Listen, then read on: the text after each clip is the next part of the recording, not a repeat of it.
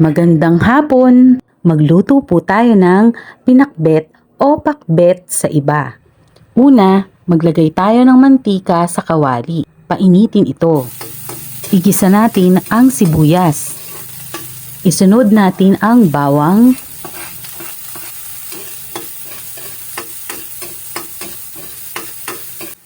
Ilagay natin ang baboy.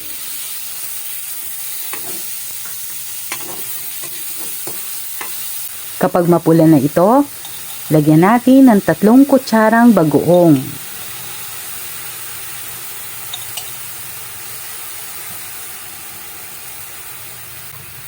Haluin natin ito.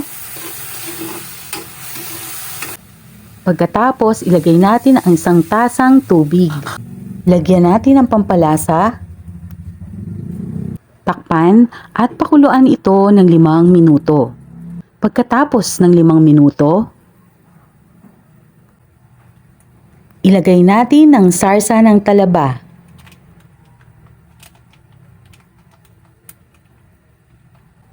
Ilagay natin ang toyo. Haluin natin ito ng mabuti.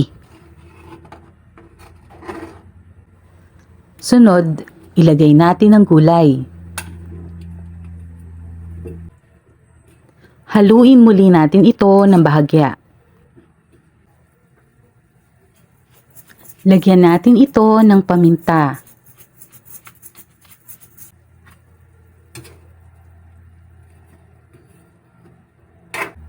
Pagkatapos, takpan ito at pakuluan ng 10 minuto o hanggang sa lumambot ang gulay. Pagkatapos ng 10 minuto, mayroon ka ng masarap na pinakbet. Masarap kasama nito pritong isda. Kaya kanina, nagprito na ako. Tara, samahan niyo ko. Kain po tayo. At ito po ang mga sangkap ng pinakbet.